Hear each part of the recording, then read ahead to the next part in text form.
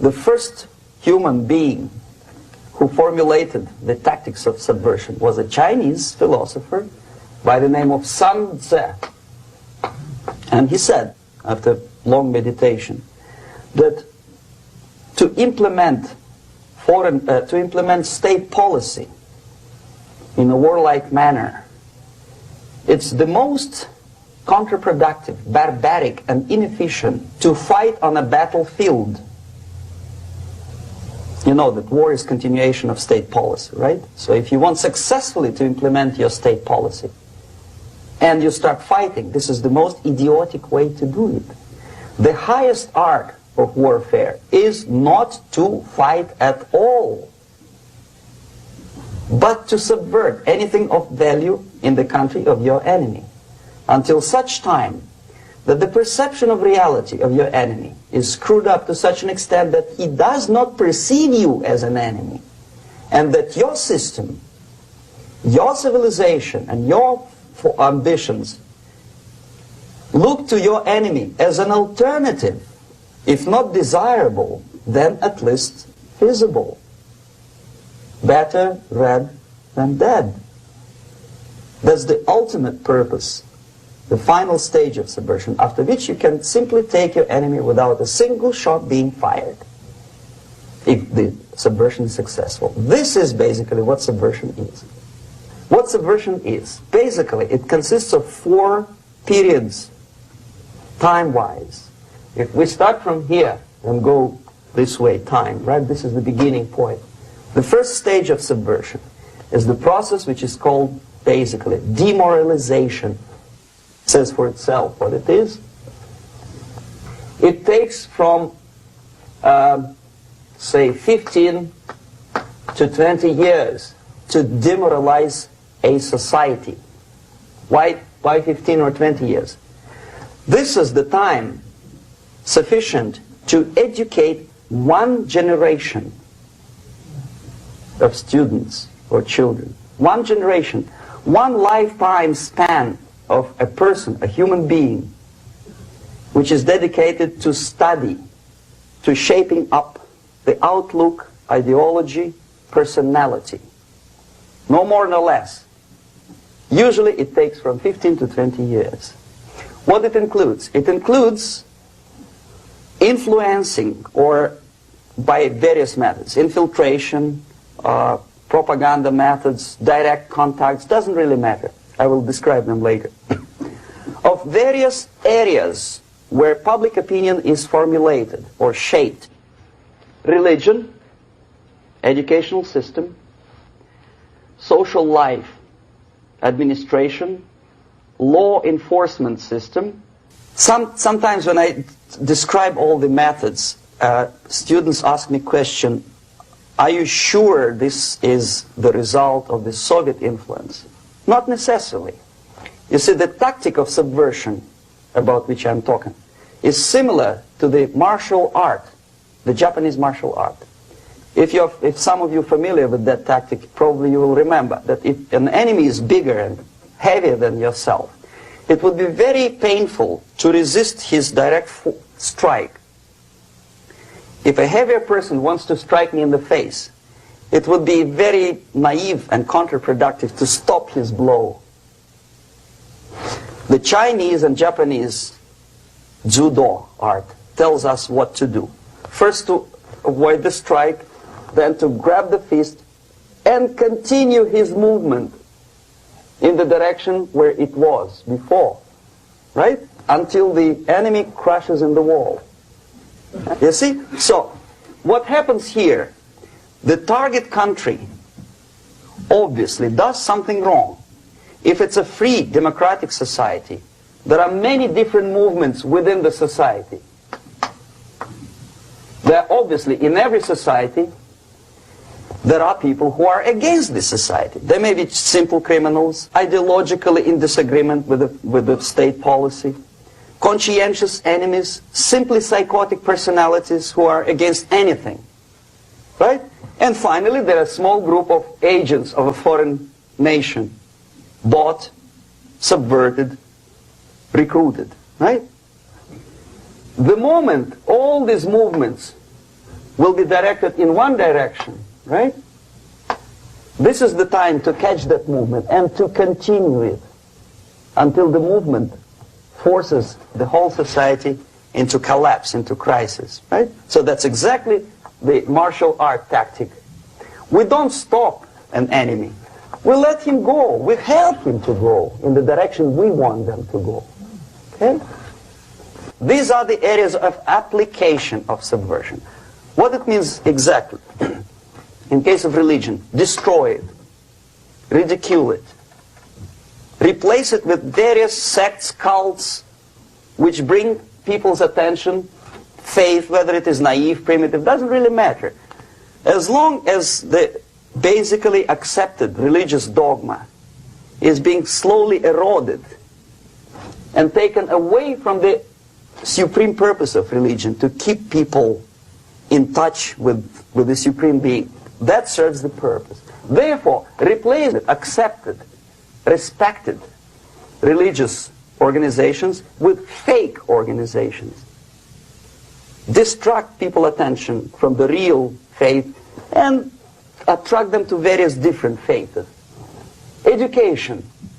Distract them from learning something which is constructive, pragmatic, efficient.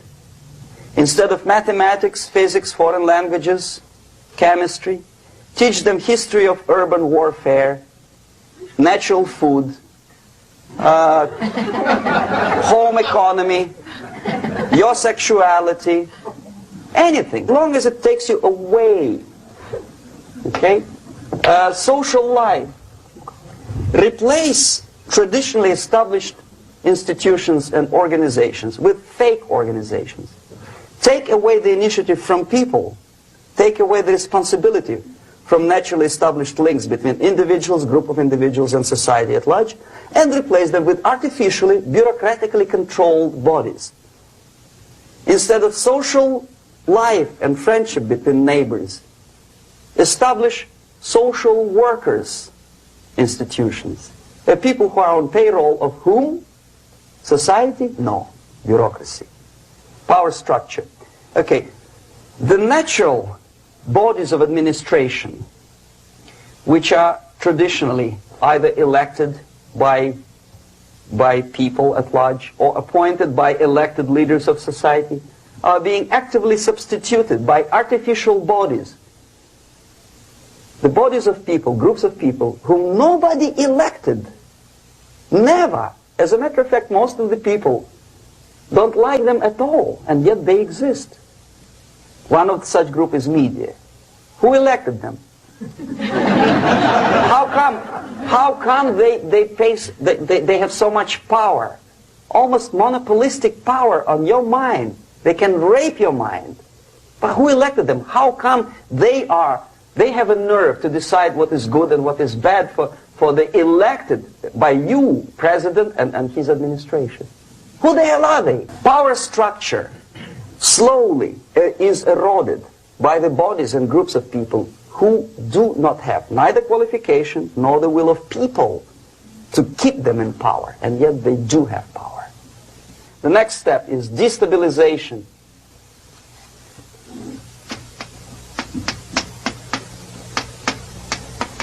Again, this word says for itself what it is. To destabilize all the relations, all the accepted institutions and organizations in a country of your enemy. How you do it? You don't have to send a battalion of KGB agents to blow up bridges. No. You let them do it themselves. Here it's radicalization. On the stage of destabilization, we cannot come to compromise even within a family. The husband and wife couldn't figure out which is better. Husband wants his kids to eat at the table, and wife wants a child to roam around the room and drop food all over the floor. They cannot come to compromise unless they start a fight. It's impossible to reach a compromise, constructive compromise between neighbors. This stabilization process usually leads directly to the process of crisis. In case of developing nations, that's the area where I was active. The process starts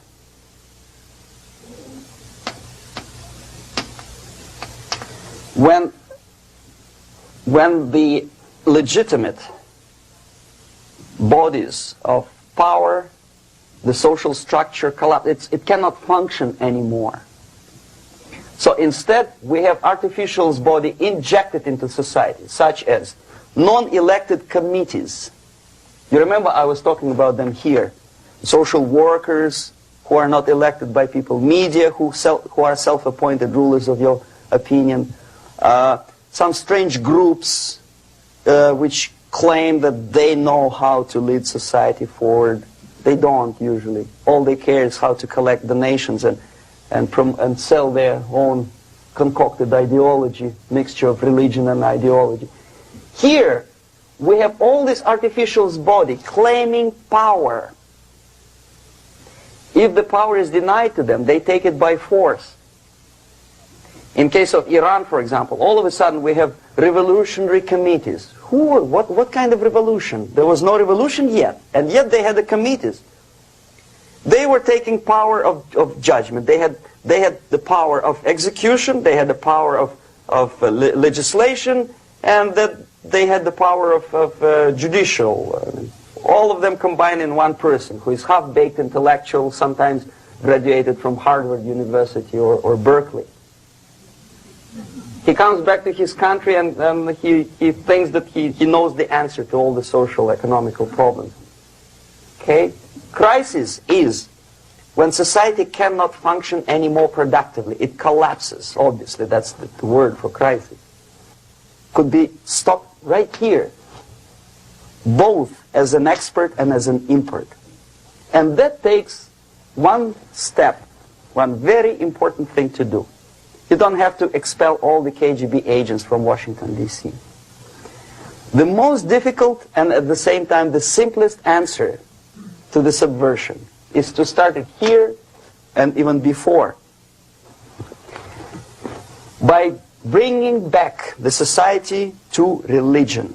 Something that you cannot touch and eat and put on yourself, but something that rules society and makes it move and preserve it. So the answer to ideological subversion, strangely enough, is very simple.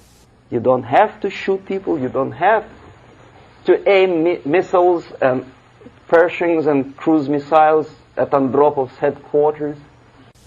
You simply have to have faith and prevent subversion. In other words, not to be a victim of subversion. Don't try to be a person who in judo is trying to smash your enemy and being caught by your hand. Don't strike like that. Strike with the power of your spirit and moral superiority. If you don't have that power, it's high time to develop it. And that's the only answer.